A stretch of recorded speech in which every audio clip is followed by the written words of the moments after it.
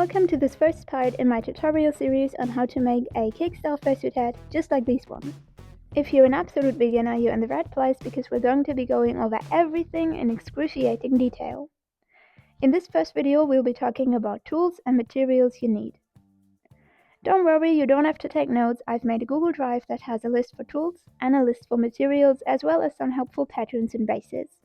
If you say the list is enough for you and you're not interested in watching the video, that is okay with me, as long as you hit the subscribe button and the bell so that you will be notified when the second part comes out.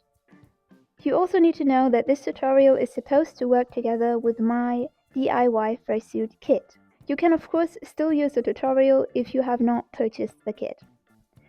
If you have purchased the kit, I will be going over the materials now, and you can't skip that because you already have all of them, so you can go to this timestamp.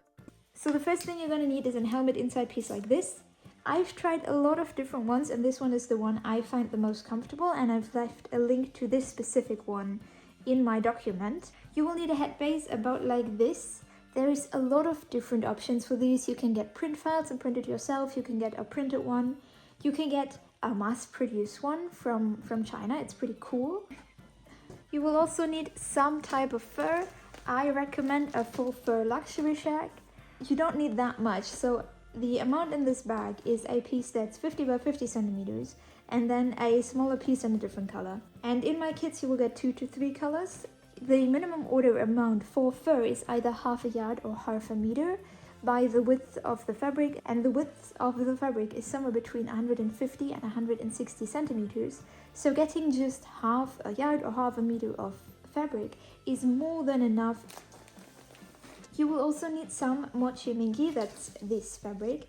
And what's special about mochi mingi is that it is really stretchy. So that's something you have to be very aware of, that you're ordering specifically mochi or stretch minky and not normal minky, which isn't very stretchy. And of course you can decide on the color. I recommend white because it's the easiest.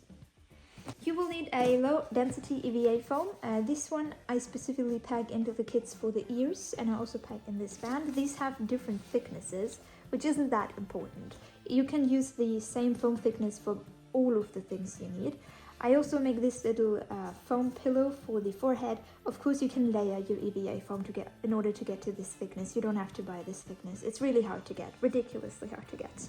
And you can see how little this is actually. You don't need a big amount. In the sheet I'm writing that you need a half a meter by half a meter by half a centimeter. That's just a rough guess because that's the minimum order amount from my EVA foam supplier. You will need less than that. You will need a bit of craft foam, very, very little. I wrote in an A4 sheet because that's usually the minimum amount you can get. I think you could get away with an A5 sheet as well. Next up, this is very specific, you need some eye mesh. And here you have a lot of different options because a lot of fursuit makers sell their eye mesh. So you could purchase a fully printed eye mesh off of a fursuit maker, or if you wanted to paint the eyes yourself, you could buy this mesh. This mesh is a PC dust filter. I know this sounds weird, but that's what it is. I can't do anything about it. You can paint it using acrylic paint if you wanted to. Just make sure that the holes are not clogged by the paint. And the way I do this is by dye sublimation. It's a pretty complicated topic if you've never heard about it. It's not very beginner friendly, and it takes a lot of money to get into, so I wouldn't recommend that you research dye sublimation if you're just starting out fursuit making. Additionally, you will need a little piece of this for the eyebrows, so if you're purchasing eyes like these, maybe ask that maker if they can send you a little rest piece, because you're going to need a bit more than this. You will also need some hairspray. This is the one that's included in my kit. However, if you're going to purchase this on your own, you can go for Got2b spray glue. It's the best hairspray there is, pretty much.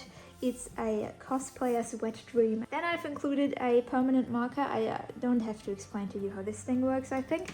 And I have this little piece of cotton ribbon. This is fully optional. I just think it looks nicer. So if you don't want to get yourself some cotton ribbon, you don't have to. And then last but not least, you will need some chalk pastels.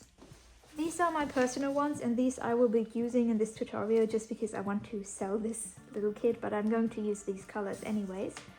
And You have a lot of different options with these. Just make sure that it's soft pastels, not oil pastels. These are very different. And these pastels sometimes exist in singular sticks. So if you want to buy 4 sticks, you can do that. And they exist in collection kits where you get like pastels or spring colors or whatever. So do whatever floats your boat. Now with that out of the way, we can start talking about tools. So my kits don't include any tools because I wanted you to have the option to purchase a second one without having duplicates of all of the tools, and because I wanted to keep the price semi-low. So the first thing you're going to need is something for cutting, and these can be these types of scissors, these types of scissors, that could be a singular blade. Nice fabric scissors of course always work too. You will also need a pet brush. Now you could theoretically make the entire fursuit without using a pet brush. However, the pet brush is also very essential for taking care of the fursuit later. If you want it to stay nice and untangly, then a pet brush is the way to go. You will also need some kind of tape. A lot of fursuit makers prefer duct tape. I don't. I'm into painter's tape.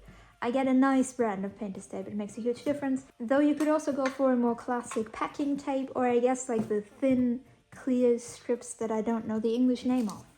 Very essential are some kind of clips, so you could go for these types of paper clips. You could go for more professional sewing clips like these, or like these.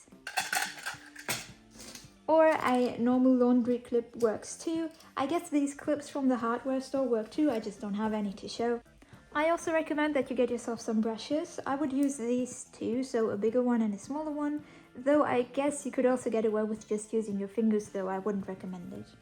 And then lastly, you will need some type of glue. Now there's 2 options that you have, and you have to make a very big decision now. So you could go for hot glue, or you could go for contact cement.